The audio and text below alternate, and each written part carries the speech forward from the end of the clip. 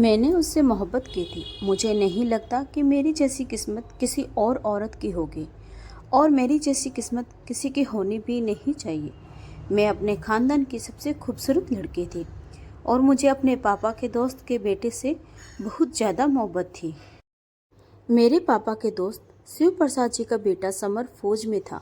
मैं उससे बहुत प्यार करती थी, वह भी मुझे पसंद करता था, लेकिन कभी हमारी आपस में बात नहीं हुई थी। यहाँ तक कि बस एक दूसरे को देखकर कभी हाय हेलो हो जाती थी, वह भी सिर्फ दूर से ही। पर हमारे माँ बाप ने समझ लिया था कि बच्चे एक दूसरे को पसंद करते हैं।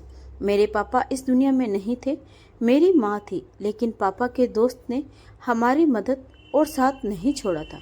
उन्होंने अपनी दोस्ती पूरी तरह से निभाई थी और हम बच्चों के सिर पर अपना हाथ रखा था। इसीलिए हमारे दोनों घरों में काफ़ी आना जाना था। जहाँ मेरे पापा अब नहीं थे, वहीं शिव प्रसाद जी की पत्नी मालती देवी भी अब इस दुनिया में नहीं थी। शिव प्रसाद जी भी अब बहुत ज़्यादा बीमार रहने लगे थे। उनका एक ही बेटा था, समर। उसे फौज में शामिल होने का बहुत शौक था और उसने अपने इस शौक को पूरा भी किया था। हमारे यहाँ का माहौल ही ऐसा था, हर कोई देश पर मर मिटने के लिए तैयार रहता था। जिसे भी मौका मिलता वह फौज में भर्ती हो जाया करता था। देश की सेवा करना हम लोग अपना धर्म समझते थे। हमारे यहाँ के बहुत सारे लोग देश की सेवा में शहीद हो चुके थे। मेरा अपना भाई मनोज भी देश की सेवा करते करते शहीद हो चुका था। मुझे समर से बहुत मोहब्बत थी। हमारी इस मोहब्बत की खबर हमारे घर वालों को भी लग चुकी थी। हमारी खुशी की खातिर हमारे घर वालों ने हमारा रिश्ता पक्का कर दिया और हमारी शादी भी हो गई। मैं बहुत ज़्यादा खुश थी, इतनी खुश कि बयान नहीं कर सकती। जिससे मोहब्बत की वही मुझे मिल गया। इससे ज़्यादा खुशी की बात और क्या हो सकती थी। दिन इसी तरह गुजरने लगे। बस मुझे एक ही बात का दुख था, समर मेरे पास बहुत कम रहता था। हमेशा की तरह वह बाहर ही रहता था, कभी कभी ही घर आता। घर में उसकी एक ही बहन थी और बीमार पापा। मैं हमेशा उसका इंतजार करती रहती। होली, दिवाली या कोई बड़ा त्योहार होता तभी वह आता। मैं सबसे खूबसूरत कपड़े पहनती, सस्ती संवरती और फिर हम जो समय साथ बिताते वह बहुत ही ज़्यादा खूबसूरत होता था। पर मेरी खुशी भरी जिंदगी में दुख ने डेरे डाल दिए। जब हमें पता चला कि समर किसी ऑपरेशन पर गया था लेकिन वहां से वापस नहीं आया। हम सबका कहना था कि समर शहीद हो गया। सबका यही कहना था कि समर अब नहीं रहा, उसकी लाश नहीं मिली थी। पर उन लोगों का कहना था कि उसकी लाश को तलाश भी नहीं किया जा सकता क्योंकि वह बर्फीले पहाड़ों में गया था और वहां बर्फ अपनी जगह से सरक गई थी। अब उसकी लाश तलाश करने के लिए न जाने कितने टन बर्फ हटानी पड़ती और ऐसा तो कोई भी नहीं कर सकता था। इस तरह की घटनाएं उस इलाके में पहले भी सुनी जा चुकी थी। इससे पहले भी कई औरतें थीं जिनके पति लापता हो गए थे, फिर सारी जिंदगी वापस नहीं आए। जाहिर है, अगर किसी इंसान के ऊपर बर्फ का पूरा पहाड़ गिर जाए तो उसकी लाश को भी तलाश करना कितना मुश्किल होता है, यह कोई सोच भी नहीं सकता। यह काम कोई करने को तैयार भी नहीं होता। यह खबर सुनकर मेरे ऊपर तो गमों का पहाड़ टूट पड़ा। मेरी जिंदगी की सारी खुशियां जैसे पल भर में छिन गई थी। मेरा पति समर इस दुनिया से चला गया था। मेरी शादी को अभी सिर्फ 1.5 साल ही हुआ था और इन 1.5 सालों में भी वह केवल 4 बार ही मेरे पास आया था। मेरे लिए सभी लोग बहुत दुखी रहते थे, लेकिन मेरा दुख कोई नहीं समझ सकता था। यह दुख सिर्फ मेरा था। समर की तलाश करने की बहुत कोशिश की गई, यहाँ तक कि उसके पापा शिव प्रसाद जी, जो कि बिस्तर पर पड़े रहते थे और हमेशा बीमार रहते थे, अब यह कहने लगे थे कि बस इतना ही बता दो कि मेरा बेटा मरा है या नहीं। अगर मर गया तो हम सब्र कर लेंगे, नहीं तो उसका इंतजार करेंगे। लेकिन सेना वालों ने जब पूछा गया तो उन्होंने साफ शब्दों में कहा, अब इस दुनिया में नहीं है। अगर होता तो हमें मिल जाता और माफ़ कीजिए, हम उसकी लाश नहीं ढूंढ पाएंगे क्योंकि अपना जब इस दुनिया से चला जाए तो वह दुख बहुत बड़ा होता है, लेकिन जब आप उसे आखिरी बार देख भी ना पाए तो यह दुख और भी बड़ा हो जाता है। अब मेरी ज़िंदगी जैसे ठहर सी गई थी। मेरी माँ मुझसे कहने लगी, अब तेरा उस घर में क्या काम है, तू वापस मेरे पास आ जा। लेकिन मैं अपनी माँ के साथ नहीं गई, मैं अपने ससुराल में ही रहने लगी। यहाँ मुझे रहते हुए 2.5 साल हो गए थे। मैं मेरे ससुर की सेवा करती थी, उनकी बेटी के लिए खाना बनाती और पूरे घर को संभालती थी। वो लोग भी मेरा बहुत सम्मान करते थे और हमेशा कहते थे, बेटी तुम अपने घर चली जाओ, अगर तुम्हें किसी और से शादी करनी है तो कर लो। लेकिन मेरा दिल नहीं मानता था और इसी तरह करते करते पूरे 6 साल गुजर गए। मेरी माँ एक दिन मुझे जबरदस्ती गांव की पंचायत में ले गई और वहां जाकर उन्होंने सारा मामला बताया। पंचायत ने कहा, अगर पति की मौत का कोई पक्का सबूत न मिले तो 3-4 साल इंतजार करने के बाद औरत दूसरी शादी कर सकती है। मेरी माँ ने रोते हुए कहा, तू हमारी इकलौती बेटी है। तेरे पापा अब इस दुनिया में नहीं हैं। मैंने उससे वादा किया था कि मैं तुझे हमेशा खुश रखूंगी और अच्छे घर में तेरी शादी कराऊंगी। समर से शादी इसलिए कराई थी क्योंकि तू उससे मोहब्बत करती थी। मैं चाहती थी कि मेरी बेटी को उसकी मोहब्बत मिल जाए। लेकिन अब 6 साल से तुझे इस हाल में देखकर मेरे दिल पर क्या बीतती है तू समझ नहीं सकती। तेरे पापा की आत्मा भी तड़पती होगी। माँ ने कहा, अब तो दूसरी शादी कर ले, समर अब नहीं आएगा। अरे पगली, कोई भला 6 साल के लिए भी कहीं जाता है? मेरे दिल में भी यह बात बैठने लगी कि शायद समर अब इस दुनिया में नहीं है। अगर वह होता तो वह जरूर आता, लेकिन वह कभी नहीं आया। मेरी माँ ने मुझे अपनी कसम दे दी, अगर तूने मेरी बात नहीं मानी तो तू मेरा मरा मुंह देखेगी। वो रो रोकर खुद को बिस्तर से लगाकर कहने लगी, इसे मेरी आखिरी इच्छा समझकर पूरी कर दे। उन्होंने मुझसे कहा कि वह राघव को अच्छी तरह जानती है। वह समर का अच्छा दोस्त था और एक अच्छा इंसान भी। उन्होंने राघव से रिश्ता रखने की बात की और राघव ने तुरंत हाँ कह दी। वह समर की विधवा को सहारा देना चाहता था। मैंने उसके बारे में कभी इस तरह से नहीं सोचा था और राघव भी जानता था कि मैं समर से बहुत मोहब्बत करती थी। मैंने माँ से पूछा, क्या यह बेवफाई नहीं होगी? तो माँ ने कहा, पगली, यह बेवफाई नहीं है। बेवफाई जिंदा लोगों के साथ होती है, मरे हुए लोगों के साथ कौन सी बेवफाई होती है? मैं शादी नहीं करना चाहती थी, लेकिन कोई और चारा भी नहीं था। माँ ने कहा, अगर मैं दुनिया से चली जाऊंगी तो तू अकेली रह जाएगी, मेरी आत्मा को भी चैन नहीं मिलेगा। राघव से मेरी शादी हो गई। शादी की पहली रात ही उसने मुझसे कहा, मुझे समर की मौत का बहुत दुख है। वह बहुत अच्छा इंसान था। मैं जानता हूँ कि तुम दोनों एक दूसरे से बहुत मोहब्बत करते थे। मैं उसकी जगह तो आ गया हूँ, लेकिन जब तक तुम्हारा दिल नहीं मानेगा मैं तुम्हें छूऊंगा भी नहीं। तुम जैसे चाहो इस घर में आज़ादी से रह सकती हो। राघव की बात ने मेरे दिल को छू लिया। समय बीतने लगा। धीरे धीरे हमने एक दूसरे को स्वीकार कर लिया और पति पत्नी जैसा संबंध बन गया। मुझे भी अब यह महसूस होने लगा कि समर अब कभी वापस नहीं आएगा और मेरी जिंदगी अब राघव के साथ ही है। दिन गुजरते गए। राघव के साथ रहते हुए मुझे पूरा 1 साल होने वाला था। अब हमारे बीच वही रिश्ता बन चुका था जैसा मेरा समर के साथ था। हम दोनों एक दूसरे से हंसी मजाक करते, दिल की बातें साझा करते। राघव मुझसे अपनी हर बात बताता, आज मैंने यह किया, आज इतने ग्राहक आए, आज इतनी कमाई हुई, मैं आगे यह करना चाहता हूँ, घर के लिए यह खरीदना चाहता हूँ। उसने मेरे लिए बहुत कुछ किया, सारी ज्वेलरी भी बनवाई थी, क्योंकि हमारी शादी तो ऐसे ही हो गई थी, बहुत सादगी से। पर राघव ने कहा कि तुम मेरी पत्नी हो, मैं चाहता हूँ कि तुम्हारी कलाइयाँ खाली न रहे। उसने मेरे लिए सोने की चूड़ियाँ बनवाई थी और कहा था कि इनको हमेशा पहन कर रखना। मुझे ऐसा लगने लगा था कि बस यही जिंदगी है, कुछ भी हो जाए इसको अच्छे तरीके से जीना चाहिए। ऐसे भी लोग हैं जो जिंदगी से दूर रह जाते हैं या जिनकी जिंदगी बर्बाद हो जाती है, इसलिए कभी भी किसी चीज की नासक नहीं करनी चाहिए। इंसान को इसलिए बनाया गया है कि वह कभी भी कहीं भी एडजस्ट हो जाए, नई चीजों में जाकर वहीं का हो जाता है, नए लोगों के साथ भी रह लेता है। एक लड़की अपनी सारी जिंदगी एक घर में गुजारती है, लेकिन सिर्फ अग्नि के समक्ष 7 फेरे लेते ही वह किसी पराये घर को अपना घर मानने लगती है और अगले ही दिन से वह कहना शुरू कर देती है कि मैं अपने घर जा रही हूँ। इंसान को शायद इसी तरह बनाया गया है। मेरे दिल में समर अब भी जिंदा था, लेकिन अब मेरा पति राघव था और मुझे पता था कि मेरी ज़िंदगी उसी के साथ गुजरनी है। यह ज़िंदगी 4 दिन की है, गुजर जाएगी।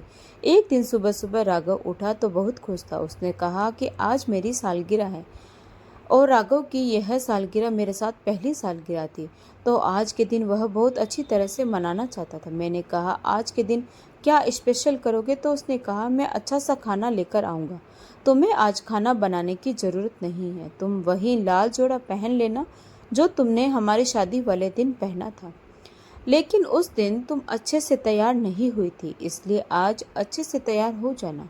मैंने कहा ठीक है, और जब वह काम पर चला गया तो मैं तैयार होने लगी। आज मेरे चेहरे पर मुस्कान थी। मुझे ऐसा लग रहा था कि अब कहीं जाकर मैंने राघव को अपना पति स्वीकार कर लिया है और अब मुझे भी उससे मोहब्बत होने लगी है। तभी अचानक दरवाजे पर दस्तक हुई। मैं अभी पूरी तरह तैयार नहीं थी, बाल खुले हुए थे। मैंने कहा, राघव इतनी जल्दी कैसे आ गए? लगता है शायद कोई चीज़ भूल गया हो। जब मैंने जाकर दरवाज़ा खोला तो मेरे कदमों तले जमीन खिसक गई, क्योंकि सामने का दृश्य मेरे लिए बहुत ज़्यादा हैरान कर देने वाला था। सामने राघव नहीं बल्कि समर खड़ा था। उसकी हालत देखकर लगता था वह बहुत ज़्यादा कमज़ोर हो चुका है। ऐसा लग रहा था कि वह कितना बीमार था या किसी ऐसी जगह पर था जहाँ पर उसे ठीक से खाना नहीं मिलता था। लेकिन मैं उसे फौरन पहचान गई थी। यह तो समर ही है। उसकी आंखों में भी आंसू थे और हमारी हालत एक जैसी थी। उसने कहा, मैं तुम्हारे घर गया था, तुम्हारी माँ वहाँ पर नहीं थी। सामने वालों ने मुझे बताया कि तुम राघव के घर पर मिलोगी। मैंने समर से कहा, अंदर आ जाओ, अंदर आकर बैठो। मुझे समझ नहीं आ रहा था, मेरी हालत अजीब सी हो रही थी। लग रहा था कि कोई जिंदा रहना चाहता है और अब उसके सामने मौत आकर खड़ी हो गई है, जबकि पहले वह मौत से भागता रहा था। समर ने मुझे बताया कि मैं बहुत ही बुरी हालत में था। एक छोटे से गांव में फंस गया था जहां पर लोगों को मेरी भाषाएं भी नहीं आती थी। मेरी हालत बहुत बुरी थी। न जाने मेरी कितनी हड्डियां टूटी हुई थी। उन्हीं लोगों ने मेरा इलाज किया। वे कोई जंगली लोग थे और अब वे मुझे वापस नहीं आने देना चाहते थे। उन्होंने मुझे कैद करके रखा हुआ था। उन्हें लगता था कि अगर मैं वहां से निकल गया तो उनके रहने की जगह पर सब लोग पहुंच जाएंगे, उनके बारे में जांच पड़ताल करेंगे, क्योंकि वे लोग बहुत ही अजीब थे। सदियों से उनका कबीला घने जंगलों के बीच रह रहा था और फिर मैं भी वहीं रहने लगा। एक दिन मौका देखकर मैं वहां से भाग निकला और बड़ी मुश्किल से तुम तक पहुंचा हूँ। सब कुछ बहुत ज़्यादा मुश्किल था। हिंदुस्तान की सीमा से निकलकर किसी और ही सीमा में चला गया था और वहां से घूमता हुआ, खुद को बचाता हुआ वापस भारत आया हूँ, क्योंकि मैं एक फौजी था। मुझे बहुत मुश्किलों का सामना करना पड़ा।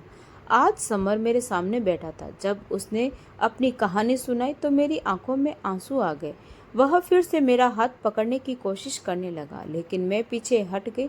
मैंने उसे पानी पिलाया और पूछा, क्या खाओगे? समर कहने लगा, जो भी खिलाओगी वह खा लूँगा। मैंने उसके सामने खाना रख दिया। उसने कहा, तुम्हें कब से यह खाना पसंद आने लगा? मैं तो यह सब नहीं खाता था और तुम भी तो नहीं खाती थी। जो चीज़ मैं खाता था वही तुम पकाया करते थे। आज तुमने यह क्या पकाया है? वह मुझसे सामान्य तरीके से बात कर रहा था, जबकि वह सामान्य नहीं था। वह बहुत ज़्यादा कमज़ोर लग रहा था। उसके शरीर पर चोटों के निशान भी थे, लेकिन शायद उसे इस बात का सुकून था कि वह घर वापस आ गया। अब मैं उसे क्या बताती कि अब यह घर उसका था ही नहीं। मैंने उसे कहा, बस ऐसे ही बना लिया। खाना खाते हुए उसकी आंखों में आंसू आ गए। उसने कहा, मैंने तुम्हें बहुत याद किया, इधर आकर मेरे पास बैठो। जब मैंने मना किया तो वह अचानक से गुस्सा हो गया और उसने कहा, मैं इतनी दूर से आया हूँ इतने सालों बाद और तुम मेरे पास बैठ भी नहीं सकती। क्या हो गया है तुम्हें? क्यों घेरों की तरह पेश आ रही हो? भूल गई हो मुझे? भुला तो लिया तुमने मुझे। ये तो याद रखती कि मैं तुम्हारा पति हूँ, तुम्हारा कोई बॉयफ्रेंड नहीं जो तुम मुझे भूल गई हो। मैं तुम्हारा पति हूँ और मेरा तुम्हारे ऊपर हक है। तुम्हें मेरे साथ आना होगा। तुम यहाँ इस घर में क्या कर रही हो? अब वह मुझसे इतने सारे सवाल कर रहा था और मेरे पास बोलने के लिए कुछ भी नहीं था। और तभी राघव घर में दाखिल हुआ। उसके हाथों में फूल थे। वह और भी काफ़ी सारी चीज़ें लाया था। उसने मुझे देखा और जब समर को देखा तो फूल उसके हाथों से छूटकर गिर गए। समर उसके गले लगने लगा तो उससे कहा, मेरे दोस्त, मैंने तुझे बहुत याद किया। मैं बड़ी मुश्किल से यहाँ तक पहुँचा हूँ। राघव का व्यवहार भी अब मेरी तरह होने लगा था। थोड़ी देर बाद मेरी माँ भी वहाँ आ गई, क्योंकि उन्हें भी सामने वालों ने बता दिया था कि समर पूछता हुआ यहाँ आया था। वे भी समर का सुनकर परेशान हो गई होगी कि वह कहाँ से आ गया। उसके घर वालों को भी बता दिया गया था। वे सब बहुत खुश थे वे भी दौड़े दौड़े राघव के घर चले आए थे। लेकिन जब सबको मेरा ध्यान आया और मेरा मामला समर के सामने लाया गया तो राघव के साथ साथ समर के भी कदमों तले से जमीन निकल गई। उसने कहा, यह मेरी पत्नी है, मैं अपनी पत्नी छोड़कर गया था, मैंने इसको तलाक नहीं दिया तो यह किसी और से शादी कैसे कर सकती है। समर ने मेरी तरफ देखा और कहा, तो यह थी तुम्हारी मोहब्बत? बस इतनी ही मोहब्बत थी? मैं कुछ दिनों के लिए गायब क्या हुआ, तुमने किसी और से शादी कर ली, उसके साथ रहने भी लगी। तुमने मेरे साथ बेवफाई की है, अपना मुंह काला किया है, मेरी इज्जत का सौदा कर दिया। तुम मेरी पत्नी होते हुए भी किसी और के साथ शादी कर ली। तुमने बड़ा पाप किया है, मैं तुम्हें कभी माफ नहीं करूंगा।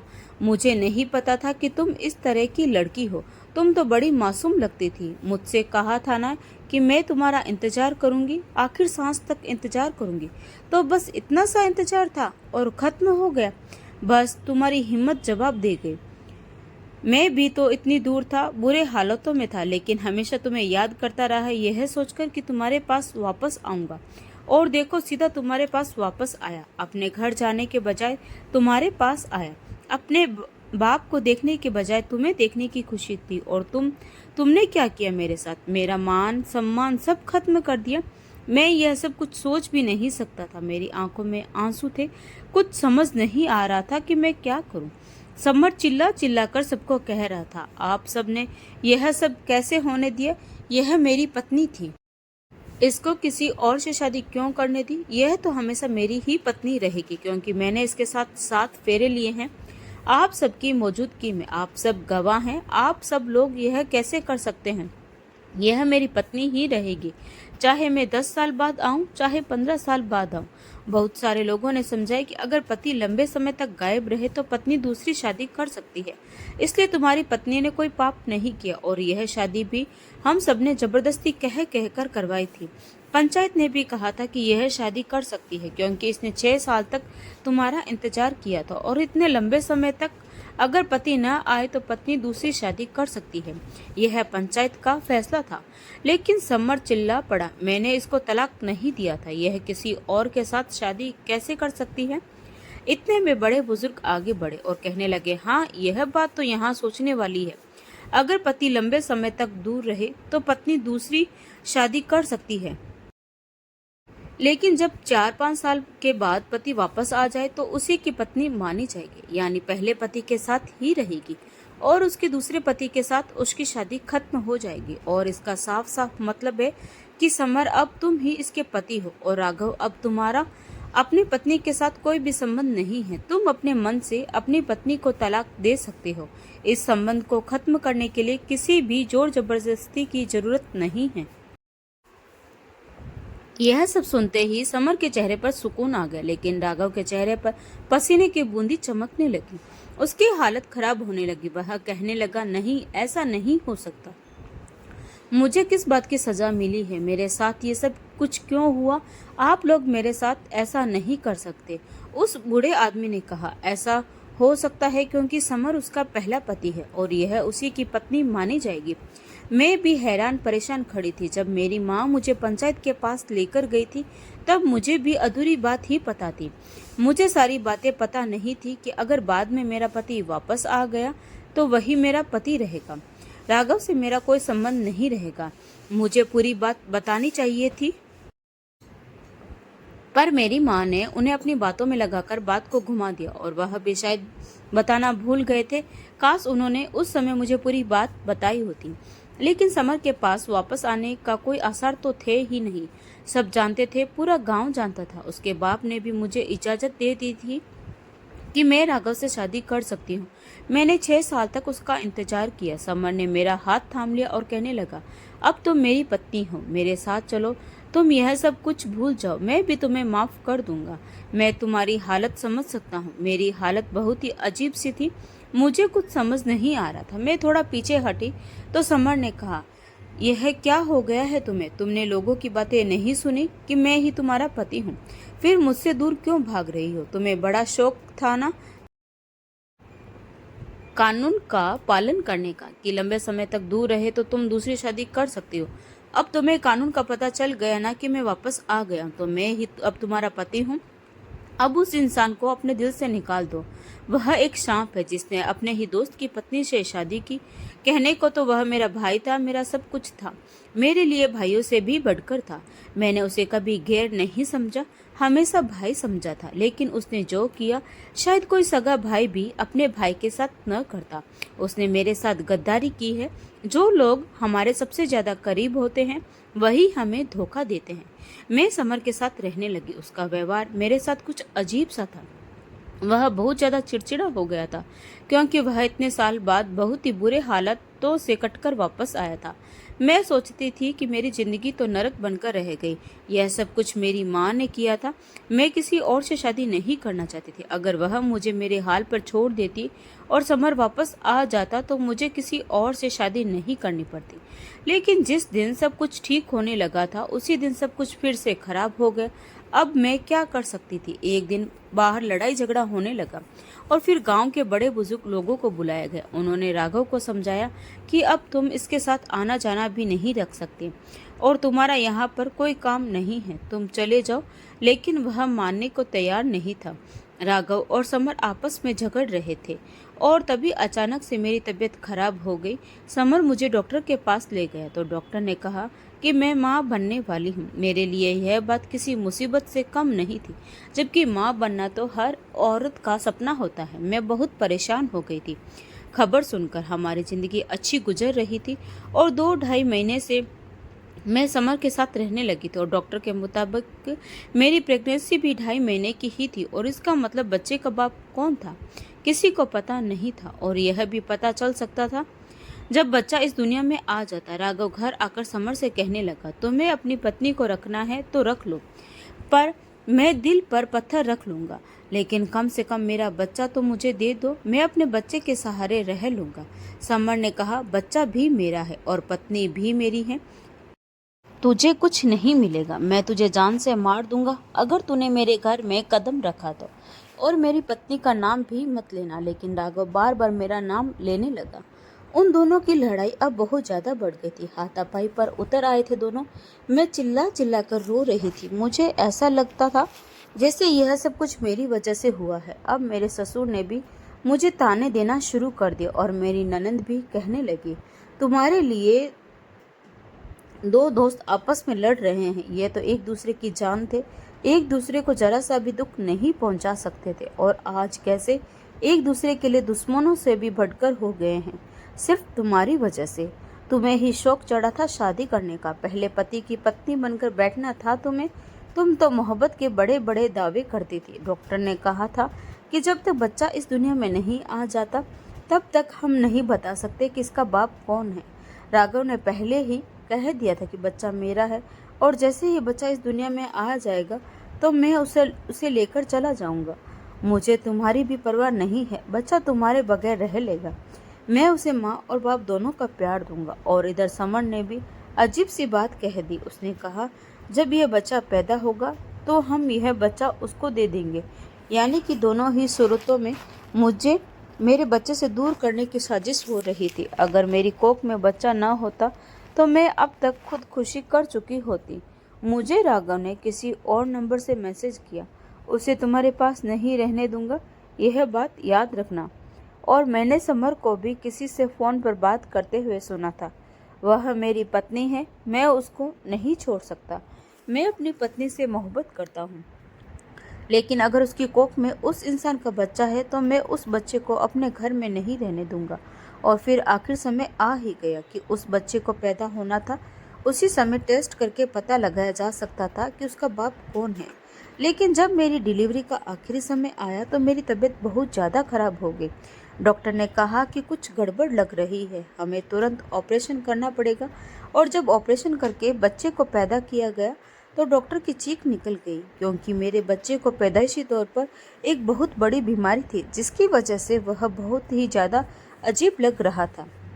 ऐसा लग रहा था कि वह इंसान का बच्चा नहीं है, कोई जानवर का बच्चा है। उसकी त्वचा पर बहुत ही अजीब तरह की थी, जैसे कोई पेड़ की छाल हो। उसको जो देखता उसकी आंखों में आंसू आ जाते। इसमें मेरा क्या दोष था? क्या यह मेरी सजा थी?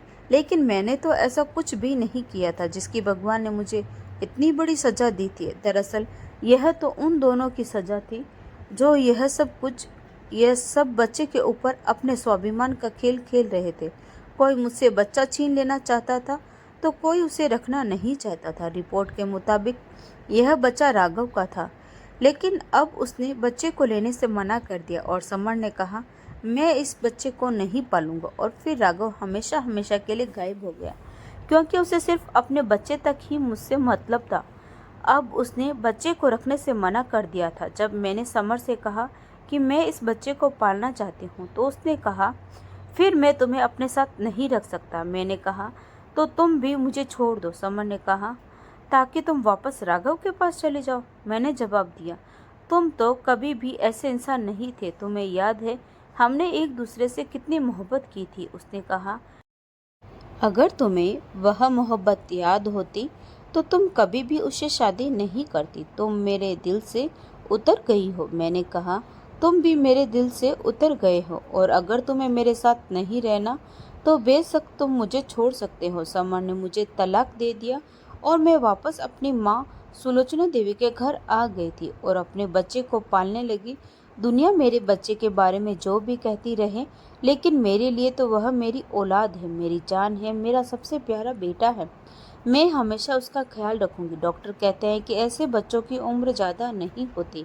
यह बच्चा कुछ ही समय तक जिंदा रह पाएगा, लेकिन मेरा बेटा मेरे पास रहेगा। मैं अपनी पूरी कोशिश करूंगी और जी जान से अपने बेटे की सेवा और परवरिश करूंगी, ताकि वह ज़्यादा से ज़्यादा समय तक मेरे पास रह सके।